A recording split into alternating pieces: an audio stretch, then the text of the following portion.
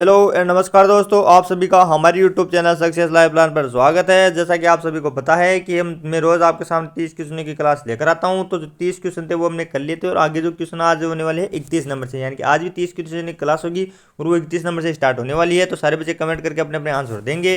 राजस्थान में अबुल फजल किसे कहा जाता है? ऑप्शन नंबर ए है मोहनतोस नैन्सी को, ऑप्शन नंबर बी है सूर्यमल मिश्रण को, ऑप्शन नंबर सी है गौरीशंकर ओझा को, ऑप्शन नंबर डी है श्यामल दास को। तो इस क्वेश्चन का जो आंसर हो जाएगा वो जाएगा ऑप्शन नंबर ए, यानी कि मोहनतोस नैन्सी को राजस्थान का अबुल फजल कहा जाता है। आप सभी को ध्यान रखना है कि इस क्वेश्चन का जो आंसर हो जाएगा वो जाएगा option number A. Next question आ जाता है आपके सामने, पृथ्वीराज रासु की रचना किसने की थी? क्या बताएंगे सारे बच्चे कमेंट करके? जो पृथ्वीराज रासु है उसकी रचना किसने की थी? ऑप्शन नंबर ए है कान्हड़देव ने, ऑप्शन नंबर बी है नैन्सी ने, ऑप्शन नंबर सी है चंद्रवरदाई ने, ऑप्शन नंबर डी है इनमें से कोई नहीं। तो इसका जो आंसर हो जाएगा वो जाएगा ऑप्शन नंबर सी चंद्रवरदाई, यानी पृथ्वीराज रासु की रचना किसके द्वारा की गई थी? तो चंद्रवरदाई के द्वारा की गई थी। नेक्स्ट क्वेश्चन आ जाता है आपके सामने, ढूंढार राज्य की स्थापना किसने की थी? क्या बताएंगे सारे बच्चे कमेंट करके? जो ढूंढार राज्य है उसकी स्थापना किसने की थी? ऑप्शन नंबर ए है जयसिंह ने, ऑप्शन नंबर बी है भिक्का ने, ऑप्शन नंबर सी है दुल्हराय ने, ऑप्शन नंबर डी है हमीर देव ने। आपको बताना है कि ढूंढा राज्य की स्थापना किसके द्वारा की गई थी? तो की गई थी दुल्हराय के द्वारा। ऑप्शन नंबर सी इस क्वेश्चन का करेक्ट आंसर हो जाएगा, जिनके द्वारा ढूंढे राज्य की स्थापना की गई थी। हम नेक्स्ट क्वेश्चन आता है कि ढूंढा राज्य की स्थापना कब हुई थी? क्या बताना आप सभी को कि जो ढूंढा राज्य है उसकी स्थापना कब हुई थी? ऑप्शन नंबर ए है 1144 ईस्वी में, ऑप्शन नंबर बी है 1112 ईस्वी में, ऑप्शन नंबर सी है 1137 ईस्वी में, ऑप्शन नंबर डी है 1123 में। तो कब हुई थी ढूंढा राज्य की स्थापना? तो 1137 में हुई थी। आपको ध्यान रखना है कि दुल्लर राय ने 1137 ईस्वी में ढूंढा राज्य की स्थापना की थी। नेक्स्ट क्वेश्चन आ जाता है, मेवाड़ व अंग्रेजों के बीच संधि कब हुई थी? क्या बताना है कि जो मेवाड़ व अंग्रेज है उनके बीच संधि कब हुई थी? ऑप्शन नंबर ए है 1809 में, ऑप्शन नंबर बी है 1818 में, ऑप्शन नंबर सी है 1790 में, ऑप्शन नंबर डी है 1810 में। यानी कि जो मेवाड़ में अंग्रेज है उनके मध्य संधि कब हुई थी? तो हुई थी 1818 में मेवाड़ में, और अंग्रेजों की भी संधि कब हुई थी? तो 1818 ईस्वी में हो गई थी। नेक्स्ट क्वेश्चन आ जाता है, किस राज्य ने सबसे पहले अंग्रेजों से संधि की थी? क्या बताना सभी को कि किस राज्य ने अंग्रेजों से सबसे पहले संधि कब की थी? ऑप्शन नंबर ए है करौली, ऑप्शन नंबर बी है भरतपुर, ऑप्शन नंबर सी है झालावाड़, ऑप्शन नंबर डी है भरतपुर। तो किसने की थी सबसे पहले संधि? तो की थी करौली ने, यानी कि अंग्रेजों से सबसे पहले संधि किसने की थी? तो करौली ने की थी।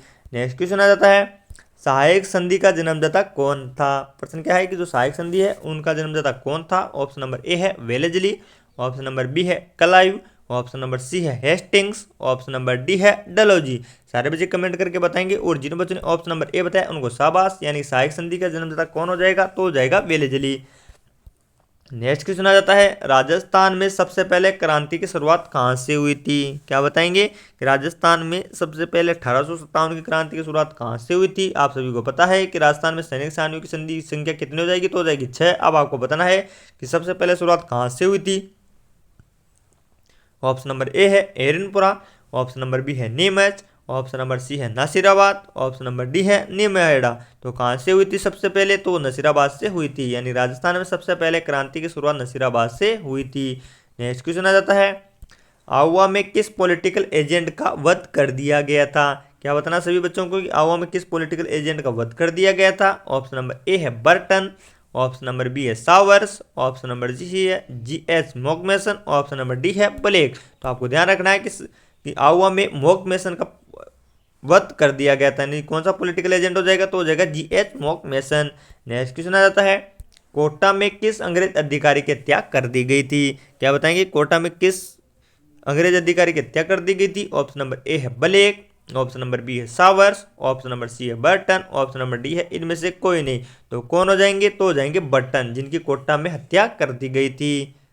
अगला क्वेश्चन आ जाता है आपके सामने, मोहम्मद गौरी की पराजय का वर्णन किस कवि ने किया है? ये क्वेश्चन भी इंपॉर्टेंट कर लेना, बहुत बार आ चुका है कि मोहम्मद गौरी की पराजय का वर्णन किस कवि के द्वारा किया गया है? ऑप्शन नंबर ए है अमीर खुसरो ने, ऑप्शन नंबर बी है रुतबी ने, ऑप्शन नंबर सी है चंद्रबरदाई ने, ऑप्शन नंबर डी है मिनहाज मिराज ने। तो किसने किया है? तो जिन बच्चों ने ऑप्शन नंबर सी बताया उनका शाबाश, यानी कि चंद्रबरदाई के द्वारा मोहम्मद गौरी की पराजय का वर्णन किया गया है। इसका जो आंसर हो जाएगा वो हो जाएगा option number C.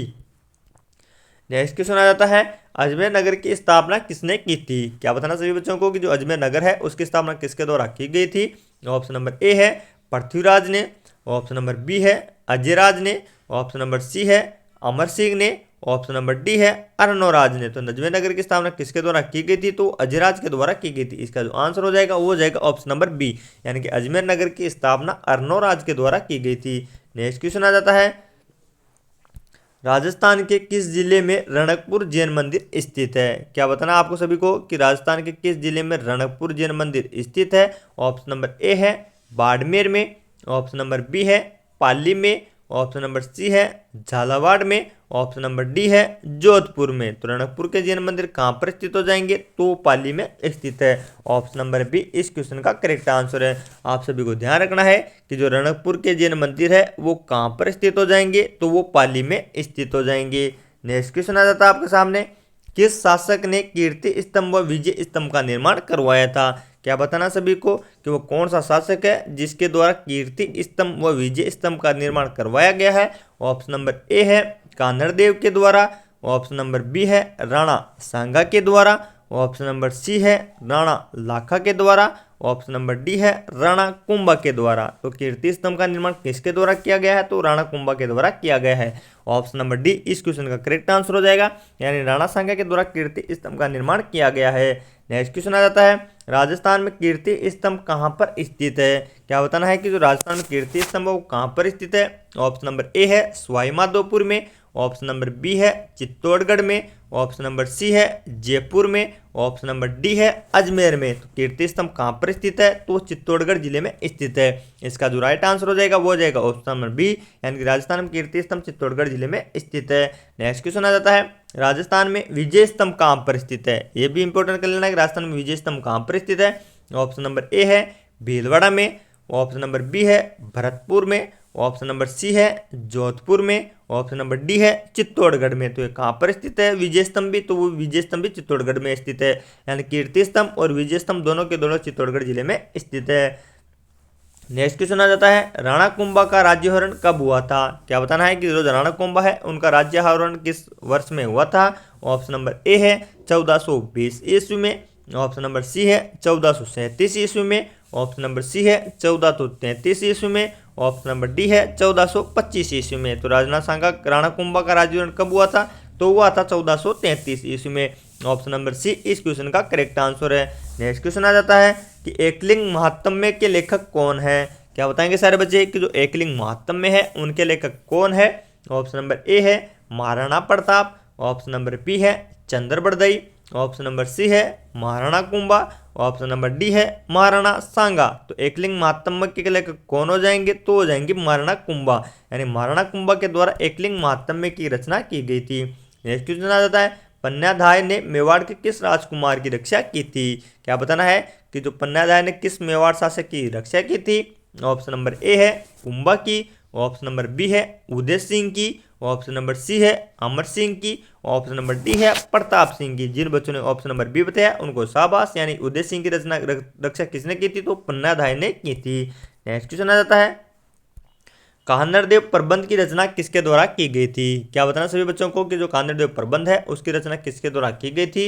Option number A है मोहनतोष नैन्सी के द्वारा, ऑप्शन नंबर बी है हमीर के द्वारा, ऑप्शन नंबर सी है पद्मनाथ के द्वारा, ऑप्शन नंबर डी है कुंभा के द्वारा। तो मैं आपको बता दूं कि पद्मनाथ के द्वारा कान्हड़देव प्रबंध की रचना की गई थी। ऑप्शन नंबर सी इस क्वेश्चन का करेक्ट आंसर हो जाएगा।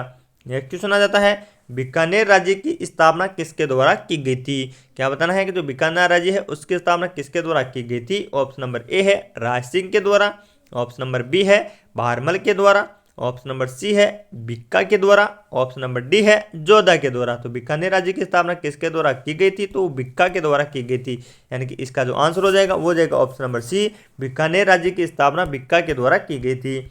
नेक्स्ट क्वेश्चन आ जाता है किस तिथि को हुड्डा सम्मेलन हुआ था। क्या बताना सभी बच्चों को कि किस तिथि को हुड्डा सम्मेलन हुआ था। ऑप्शन नंबर ए है 30 जनवरी 1745 को, ऑप्शन नंबर बी है 16 जुलाई 1734 को, ऑप्शन नंबर सी है 12 सितंबर 1740 को। ऑप्शन नंबर डी है 14 अगस्त 1745 को। तो कब हुआ था? कहीं कहीं आपको 17 जुलाई भी देखने को मिल सकता है, तो इसका जो आंसर हो जाएगा वो हो जाएगा 16 जुलाई या 17 जुलाई 1734 को, यानी कि इसका जो आंसर है वो है ऑप्शन नंबर बी। इसकी सुना जाता है किस राज्य ने सबसे पहले मुगलों के सामने समर्पण पर और उनका सहयोग किया था? क्या बताना है कि वह कौन सा राज्य है जिसने सबसे पहले मुगलों के साथ समर्पण किया था? ऑप्शन नंबर ए है बीकानेर। ऑप्शन नंबर बी है झालावाड़। ऑप्शन नंबर सी है आमेर। ऑप्शन नंबर डी है मेवाड़। तो किसने किया था? तो किया था आमेर ने, यानी कि जो आमेर के भारमल थे उन्होंने सबसे पहले मुगलों के सामने समर्पण किया था और अपनी पुत्री का हरकाबाई का उनके साथ विवाह कर दिया था। नेक्स्ट क्वेश्चन आ जाता है मेवाड़ के किस मुगल शासक को भीष्म पितामह कहा जाता है? क्या बताना है कि जो मेवाड़ का कौन सा शासक है जिसको भीष्म पितामह के नाम से जाना जाता है? ऑप्शन नंबर ए है राणा सांगा को। ऑप्शन नंबर बी है चुंडा को। ऑप्शन नंबर सी है राणा कुंभा को। ऑप्शन नंबर डी है राणा हमीर को। तो किसको कहा जाता है? तो चुंडा को कहा जाता है, यानी कि मेवाड़ के जो चुंडा है उनको भीष्म पितामह के नाम से जाना जाता है। नेक्स्ट क्वेश्चन आ जाता है वंश भास्कर कृति किस कवि की है? क्या बताना सभी बच्चों को, जो वंश भास्कर है वो कौन से कवि की हो जाएगी? ऑप्शन नंबर ए है रसकान की। ऑप्शन नंबर बी है नैणसी की। ऑप्शन नंबर सी है चंद्रबृदय की। ऑप्शन नंबर डी है सूर्यमल मिश्रण की। तो वंश भास्कर किसकी कृति हो जाएगी? तो हो जाएगी सूर्यमल मिश्रण की, यानी कि इस क्वेश्चन का जो आंसर हो जाएगा वो हो जाएगा ऑप्शन नंबर डी सूर्यमल मिश्रण। नेक्स्ट क्वेश्चन आ जाएगा चित्तौड़गढ़ के दुर्ग का निर्माण किसने करवाया था? ये क्वेश्चन भी इंपॉर्टेंट कर लेना कि जो चित्तौड़गढ़ का दुर्ग है उसका निर्माण किसके द्वारा करवाया गया था? ऑप्शन नंबर ए है बप्पा राउल ने।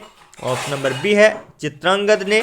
ऑप्शन नंबर सी है राणा सांगा ने। ऑप्शन नंबर डी है राणा कुंभा ने। तो किसने किया था? तो किया था चित्रांगद ने। आपको ध्यान रखना है कि जो चित्तौड़गढ़ दुर्ग है उसका निर्माण चित्रांगद मौर्य के द्वारा करवाया गया था। ऑप्शन नंबर बी इस क्वेश्चन का करेक्ट आंसर हो जाएगा। नेक्स्ट क्वेश्चन आ जाता है राजस्थान का कौन सा शिलालेख विश्व का सबसे बड़ा शिलालेख कहलाता है? क्या बताना है कि राजस्थान का ऐसा कौन सा शिलालेख है जो सबसे बड़ा शिलालेख कहलाता है? ऑप्शन नंबर ए है कीर्ति स्तंभ। ऑप्शन नंबर बी है राज प्रशस्ति। ऑप्शन नंबर सी है विजय स्तंभ। ऑप्शन नंबर डी है इनमें से कोई नहीं। तो जो राज प्रशस्ति है वह विश्व का सबसे बड़ा शिलालेख है। ऑप्शन नंबर बी इस क्वेश्चन का करेक्ट आंसर हो जाएगा। नेक्स्ट क्वेश्चन है राजस्थान के किस नदी के किनारे पर कालीबंगा के अवशेष मिले हैं? यानी राजस्थान की वह कौन सी नदी है जिस पर कालीबंगा के अवशेष मिले हैं? ऑप्शन नंबर ए है बनास नदी के। ऑप्शन नंबर बी है घग्गर के। ऑप्शन नंबर सी है चंबल के। ऑप्शन नंबर डी है लुणी के। तो इसका जो आंसर हो जाएगा वो हो जाएगा ऑप्शन नंबर बी, यानी घग्गर नदी के किनारे पर कालीबंगा के अवशेष मिले हैं। नेक्स्ट क्वेश्चन आ जाएगा किस प्राचीन ग्रंथ में बेराट का उल्लेख मिलता है? क्या बताएंगे सारे बच्चे कि किस प्राचीन ग्रंथ में बेराट के उल्लेख मिलते हैं? ऑप्शन नंबर ए है अर्थशास्त्र में। ऑप्शन नंबर बी है महाभारत में। ऑप्शन नंबर सी है पुराण में। ऑप्शन नंबर डी है रामायण में। तो किस में मिलते हैं सभी बच्चे कमेंट करके बता देंगे। तो जो महाभारत है इसका करेक्ट आंसर हो जाएगा, यानी महाभारत में विराट के पुरानी ग्रंथ मिलते हैं।